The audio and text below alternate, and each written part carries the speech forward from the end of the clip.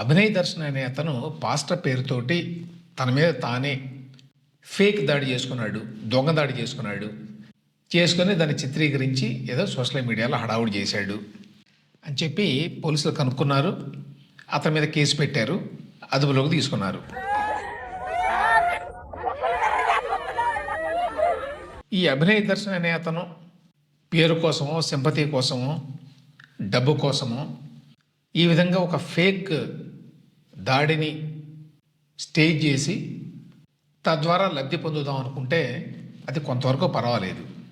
కానీ ఇందులో ఇష్యూ అది కాదు. ఇందులో మెయిన్ ఇష్యూ ఏంటంటే ఇతను పాస్టర్ పేరుతోటి తన మీద దాడి జరిగింది అని చెప్పటం వల్ల సమాజంలో అనవసరంగా ఉద్రిక్తతలు వస్తాయి.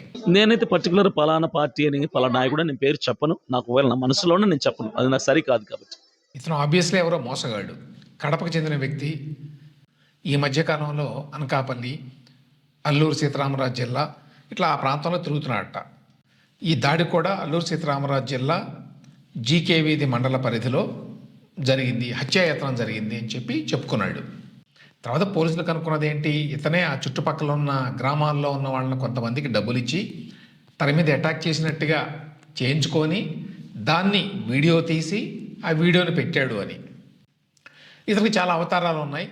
ఇతను భరోసా అనే పార్టీ పెట్టాడు. ఈ మధ్య క్రిస్టియన్ పాస్టర్ అని చెప్పుకుంటాడు.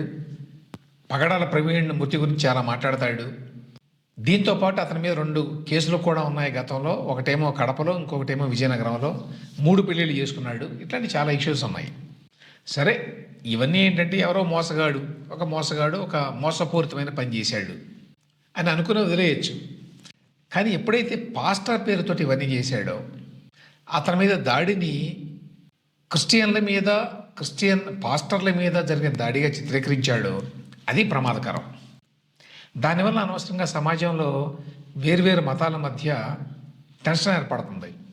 క్రిస్టియన్స్లో అభద్రతాభావం ఏర్పడుతుంది. అది కాకుండా కోస్తా జిల్లాలో ఇప్పటికే మతాల మధ్య కొంత టెన్షన్ వాతావరణం ఉంది. ఈ నేపథ్యంలో అతను ఈ దాడిని ఈ విధంగా స్టేజ్ చేసి ఈ దాడిని క్రిస్టియన్ల మీద దాడిగా చిత్రీకరించడం వల్ల అది అతని వ్యక్తిగత స్థాయిలో కాదు, దానివల్ల నష్టం. అది సమాజం స్థాయిలో నష్టం. ఇతని మీద దాడి జరగగానే వెంటనే చాలామంది రాజకీయ నాయకులు, అలాగే ఆ క్రిస్టియన్ మతానికి సంబంధించినటువంటి కొంతమంది నాయకులు కూడా ఖండించారు. లోకల్ ఎమ్మెల్యే విశ్వేశ్వరరాజు ఆయన ప్రెస్ మీట్ పెట్టి మరీ ఖండించాడు. వెంటనే నేను అసలు ఏం జరిగింది, ఎవరు చేశారు అనే విషయాన్ని పోలీసు వారికి ఈ విధంగా ఒక క్రిస్టియన్ పాస్టర్ మీద దాడి జరిగింది అని. అదేవిధంగా హర్షకుమార్ గారు ఖండించాడు, క్రిస్టియన్ల మీద దాడులు ఎక్కువ అవుతున్నాయని. తర్వాత ఏమవుతుంది, ఇది అంతర్జాతీయ స్థాయికి వెళ్ళిపోతుంది. ముందేమో జాతీయ స్థాయికి, తర్వాత అంతర్జాతీయ స్థాయికి. ఎక్కడో అమెరికాలో ఉన్న వాళ్ళు ఎవరో రిలీజియస్ ఫ్రీడమ్ ఇన్ ఇండియా అనేటువంటి ఒక రిపోర్ట్ తయారు చేస్తారు. అందులో క్రిస్టియన్ల మీద దాడులు జరుగుతున్నాయని చెప్పి రాస్తారు. దానికి ఉదాహరణగా దీన్ని చూపిస్తారు. సో దీని యొక్క రిపర్కషన్స్, పరిణామాలు స్థానికంగా మాత్రమే ఉండవు, జాతీయ స్థాయిలో ఉంటాయి, అంతర్జాతీయ స్థాయిలో ఉంటాయి. ఆ యాంగిల్ నుంచి చూసినప్పుడు ఈ అభినయ్ దర్శన్ అనే వ్యక్తి మనకి దర్శనం చేసినటువంటి ఈ అభినయం చాలా ప్రమాదకరమైంది. అందువల్ల ప్రభుత్వం కానీ పోలీసులు కానీ ఇతని కేసుని మరింత సీరియస్గా తీసుకోవాల్సిన అవసరం ఉంది.